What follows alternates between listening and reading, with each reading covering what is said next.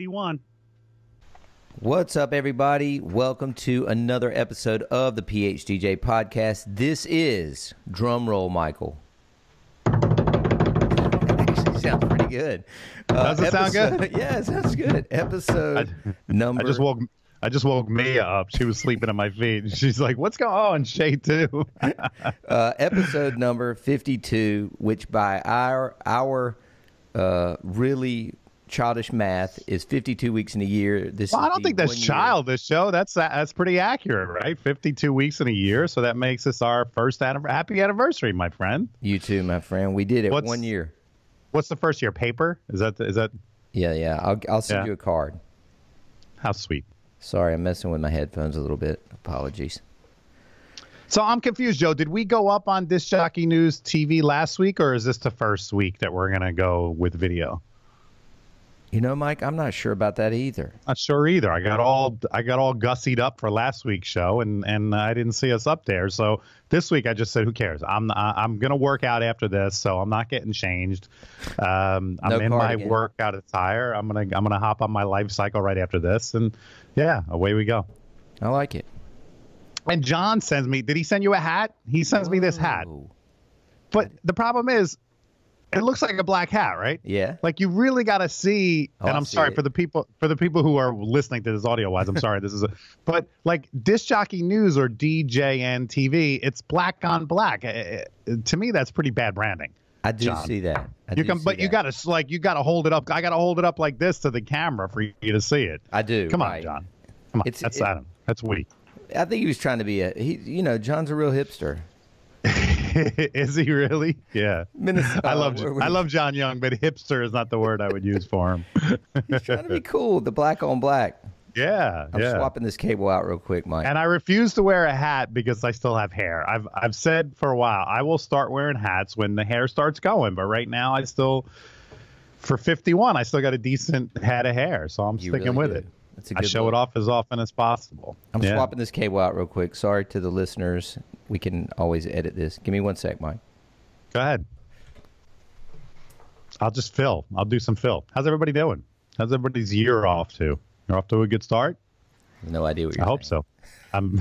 You're saying bad things about I'm talking about you. Yeah, I should be. This is my opportunity to talk about you. Did you see that little swipe I took at you? Saying bad things about me. I took a little swipe at Joe online the other day. I got better audio. There it is. Can you hear out of both ears now? Yeah, actually I can. Yeah. Sorry, it was a bad cable. Apologies. So today, episode 52, 1 year in. Super proud of that, by the way, Mike. Super proud of us. We persevered. We beat what the odds are, which is 5 or 7 episodes. I can't remember what the stats say that most people get to. Man, we could strain ourselves, patting ourselves on our back, on our own. Like we really could pull a muscle or two. How often we talk about how proud we are of ourselves. It is kind of. I'm sure that part for the listener is not that interesting. There goes Joe and Mike again, patting themselves on the back. I would say that 26 out of 52 have been patting ourselves on the back. We mention it constantly, so I think it's about time we give it up. So today I was flipping through. So we want you guys to know that when you do post comments under Mike's, when he posts the podcast every day or every Thursday, or when you post the comments on on my page, or we ask you for your input, we put those in a big, not necessarily a queue. We don't put them in an order, but we just put them in our notes, and then before we go live, a day or so before, we review those, and each week one of us takes the lead, if you will. So this is my week. And so anyway, I'm pulling from 2 different inquiries, Mike, or 2 different. So hang on 1 second. Okay. When you say a day or 2 before, the implication there is that we do some actual prep for this. When you texted me 15 minutes ago saying it's my week, right? My assumption was that you hadn't thought about a topic. That's not true. That's not true. I just wanted to make sure it was my week. Oh, is that it? So you had your prep done, but then you were like, oh, gosh, is this my week? That's correct. Because I got a little confused last week because we did some switching things around. Right. We were, for the longest time, I was the even number and you were the odd. And then last week I decided to take the lead. So now we're going to be reversed. But yes, correct. You are now the even week and I'm the odd week. Correct. Yeah. Correct. Yeah. So this week, I wanted to talk, Mike, about I was on with, and I think you were on the day before with Jim Collins yesterday.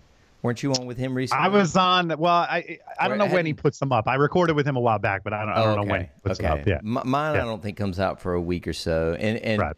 This isn't raining on his parade because this was a thing we barely touched on. But I like the subject, and it is walk me through. And he may have asked you this. Walk me through your work day, okay?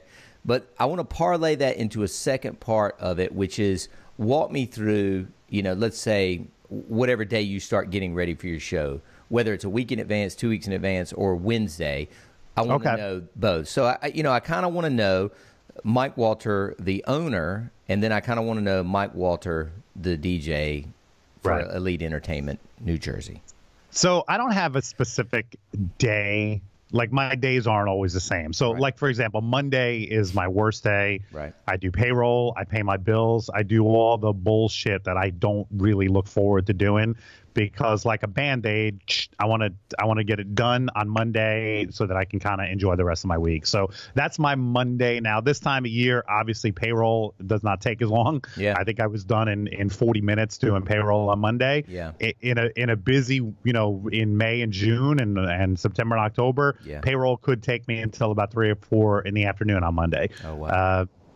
And then the rest of the week, I am doing a variety of different things as far as, managing the staff. And again, the operational back end stuff doesn't take that long this time of year. We've got, I think, 7 events this weekend.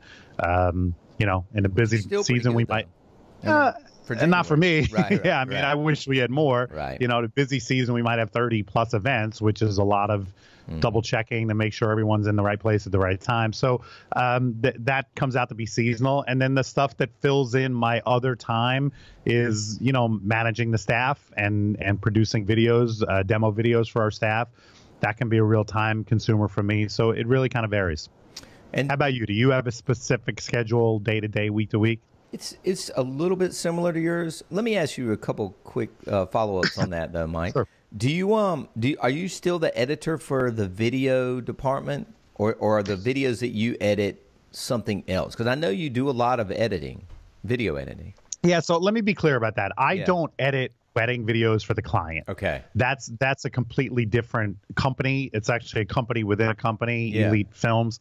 But what happens is every wedding they shoot, they give me the raw footage. So I go through that for editing demos of our DJs. And I talk about this extensively at our workshop, that not only do I wind up making demos, but this is also a great way for me to kind of scout the staff and see what my staff is doing out in the field. Hopefully it's all good stuff. But if there's any negatives, I can, I have the video documentation to kind of show a DJ and say, hey, man, this could have been done better. Let's watch the video together. So me looking through raw footage, there's a lot of different benefits of that. The number one is that we wind up producing an awful lot of demos. The number two is that it is kind of a way to scout and make sure everyone is, quality control, if you will. Yeah. And Mike, I don't want to get, and this is probably another topic for another day, and I don't want to get completely off this, but unlike, if a bride hires a videographer and they come to shoot a wedding, like I might see myself if they put out a 1-minute teaser or a 2-minute teaser for the bride, I might see myself once for 1 second. When Elite shoots, are they literally sitting like a third camera, just kind of off the side, recording this guy the whole night, or no? No, not at all. No. They're getting the major moments. They're getting the major moments, which includes my MCs. Now, when Elite Film shoots a wedding that we're DJing, they obviously know for the demo purposes, I want to see a couple shots of the DJ. So unlike a separate video company that may not even care about shooting the guy, they'll make sure they get some shots that, of maybe my guy mixing or my guy leading a line dance, something like that.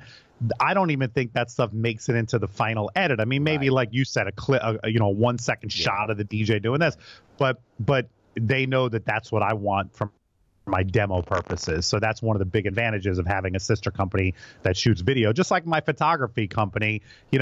You've seen some of the great shots that Lynn has gotten of me behind the board, having a great time. I don't think another photographer is going to shoot that, but Lynn's standing there. She sees me, you know, animated behind the board, click, click, click, because she knows that's something I'm going to want. Of course. You know? Of course. Yeah. And then one more just on the payroll thing, you know, when it does take you literally the majority of your day on a big day, are you doing that through basically just processing it through DJ Event Planner? Are they having to turn in an invoice? Kind of walk me through how you're getting the number for that guy or girl. Yeah, I like to hear from all of my DJs. I prefer it if it's a phone call, but nowadays, obviously, a lot of guys are texting. But I don't want to just find out, hey, did you collect a check on Saturday night? Did they run a credit card? I want to, how did the event go? I want to know. I mean, I don't make them fill out a kind of an event report like I know some guys do, but and that's great too. I think that's wonderful, but I'd rather hear from them. Sure. And then throughout the afternoon on Mondays, usually some of my DJs are stopping in to pick up their paycheck. So it's a physical check. Exactly. Okay. And which then again becomes a very cool, I love Mondays. I love that part of Mondays because I get to hear about all the funny stories and, you know, what happened at this event and tell me about, you know what I mean? So it kind of becomes that cool part on Monday when everybody's coming in to pick up their check and we're just going through the, you know, the war stories, if you will. Yeah. And we did that as well. And then I think my office is very convenient to where I live and where my kids go to school, but not so much for my guys. So we went to direct deposit a couple of years ago, but I did enjoy that, even though it was pretty much, like you said, it was all of the day Monday.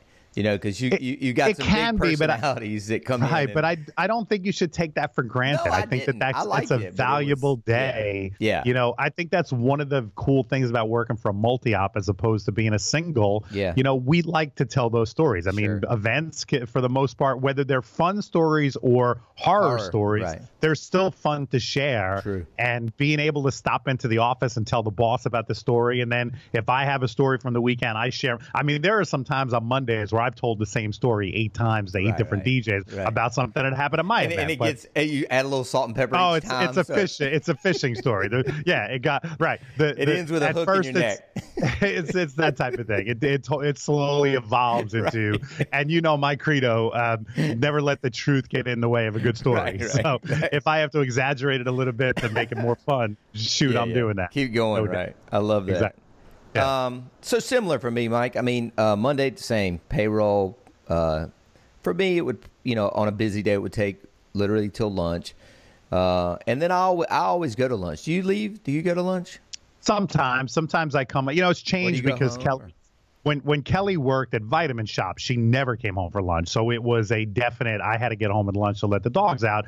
But now some days she can come home, some days she can't come home. So it's really day to day, week to week. I like to be able to step out of the office when I can, just to kind of clear my head. But yeah, I mean, there are times where I have a sandwich at my desk because I'm just plowing through. Yeah. And then, but you live as close to your office as I do to mine, right? I mean, I'm literally 3.5 miles. Yeah. Because I know because I've run it. Like I've literally, sometimes I'll leave my car at the office and then jog there in the morning to pick it up. So I know that it's 3.5 miles. Yeah, I'm probably less, Mike, to be honest with you. And nice. I like that. So every once in a while I'll go home for lunch. If the kids are out of school, I'll meet them for lunch. But I pretty much go out to lunch, you know, the 5 days I'm in the office, Monday through Friday. Every once in a while, somebody will ask me to go, or one of the DJs will stop by and I'll say, hey, you want to go grab a sandwich, something like that. And then the afternoons are just, it's really, you know, as the only one that is responsible for responding to inquiries, whether it be the phone or the emails, that's what I do in the afternoon is I'm catching up on whatever I didn't get to that morning. And this is any day, not necessarily Monday. And then pretty much by, let's say 3 or 4, that kind of slows down. And so I've got an hour and a half before I'm going to go to the gym and head home. I give it, you know, that's when I'll kind of start dabbling into some long-term project, whether it's getting my slides ready for a mobile beat or, you know, redoing the social media seminar for the PHDJ Workshop for the 107th time. Like, you know what I mean? Because it changed from last week to this week. Like, I start working on like a long-term project whenever I have quote-unquote free time, which isn't a lot. I should add, because this is a fairly new thing, but we've been blogging a lot. And so that consumes some of my time in the office too. Like you said, the afternoon is for if you're not fielding a physical sales call or something, for those kind of projects. And blogging has become that kind of thing. I mean, it doesn't take me long to do a blog every week. But yeah, I mean, that's another thing that, let me set a couple of hours aside here to get a blog done. I definitely do that. As the month progresses, I have my DJ News article I need to crank out. Write a couple short ones for Ryan over at Mobile Beat. So, I mean, there is a lot of writing, I think, between you and I that we do. And then you do one for DJs for Promo Only, correct? I started writing for Promo Only, Disc Jockey News. So, there's a couple of industry articles, although those I usually tend to do at home. Those are kind of not in the office, off hour, crank it out when I get up in the morning before I even go to work or whatever. When were you doing the music history ones? Just whenever, on airplanes? Everywhere. That was the year I was doing that, or the 6 months really. Yeah. It was really getting to the point where Kelly would be like, "Are you ever going to put that laptop down?" Right. I mean, we'd be sitting there watching TV at night. She'd have one of her shows on. I'd be doing research and writing. Right. In the morning over breakfast, research and writing. As much as I enjoyed that project, it was a real time consumer. Yeah, I figured it was. I mean, those were extensive. That was really well done, though. Thank you. Hey, pat yourself on the back, buddy. Yeah, let me pat you on the back. So let's talk about let's switch gears here, and I guess for the viewers, I mean, or for the listeners, however you're watching this or listening to this, I mean, I just kind of wanted to give a little bit of a scope of what Mike and I do as owners, and I think one of my points that I want to make, and usually the people that are listening to this know that if they fall into the I work too much category, is that, yes, Mike and I have been doing this for probably equally about the same amount of time. I mean, Mike, you've been in it 30-some years. I've been in it 30 my 30th. This is my 30th year. Same. Yeah. And, yes, we've gotten to a level of maybe ownership or level of work where we can, take off for lunch, or Mike can take off, and take a trip, or I can, or we don't sit here at the office till 10, 11, 12 at night anymore, So I think that the goal is to get to that work-life balance, I mean, Mike, like he said before, he doesn't have kids, but, he has a super hot wife, and he's got tons of dogs, and, he takes trips, and he has interests, and, we've not necessarily earned, but we've gotten to the point where we have this work-life balance. So it doesn't really matter, Mike, would you say if you're in year, listen, those first 2, 3, 4, 5 years, that's the grind, that's the hustle. But once you get to a certain point, hopefully you've got things in place. And if you haven't, then please, by all means, reach out to us, because I think we probably have some tips that will make your life easier. And we've talked about them on this show a million times. But, I love the fact that I can leave and go to the gym and be home for dinner and read to my kids at night. Like, I think that's important, because it goes by like that. I mean, like, my kids are almost 10 and 13 now. It's just, I promise you, it went by in the blink of an eye. It's crazy. Mm-hmm. So my point is the work-life balance is extremely important. Mm-hmm. Agree, Mike? Yeah, no doubt. No doubt. So totally agree. So walk me through about, let's say you had a wedding Saturday. Can you walk me through, or this coming Saturday, when you started, prepping, what you started doing, when you spoke to the bride, maybe even back up to the final meeting or final call. So I actually do have a wedding this Saturday night. So that's a good one. I contacted them in early December because I knew, and that's typical. I usually contact them about 6 weeks out, but specifically with this wedding, I knew mid-December things start getting really crazy as far as the holidays. And, so I said, if you want to meet, let's set something up soon. They happen to live about 45 minutes north of me. Okay. But as it turned out, the New Jersey Disc Jockey Association that I belong to was having a dinner, and it was very close to where this couple lives. So I said, hey, by any chance, is this one specific night good for you? I can come to your house if it is. And they said that would be wonderful. So I actually stopped up at their house. So as far as the prep beginning for that wedding, it was 6 weeks beforehand. And then prior to me going to their house, or, in the cases where they come into my office, I had already looked at their planner information, which they had filled out a decent amount. And then I had already built my playlist, or what do they call it, a crate in Serato, because they had given me their wedding song and some of the requests. So I already had that. So when I met with them, I opened up Serato. I already had my crate set up. I played their wedding song for them, which is a tip I always, when I do that in my office, I actually hit play and I make a joke. I say, do you want to practice dancing? And, 9 couples out of 10 say, oh, no. But I've had couples go, yeah, sure. And they've literally stood up in my office and done a little slow dance, not the whole song, but 30 seconds. But what that does is affirm that I've got the right version of their song. It's the song that, we didn't screw up the title. We didn't screw up whatever artist or, And then, again, I'll play a snippet of their parents' dances if they've given me that kind of stuff.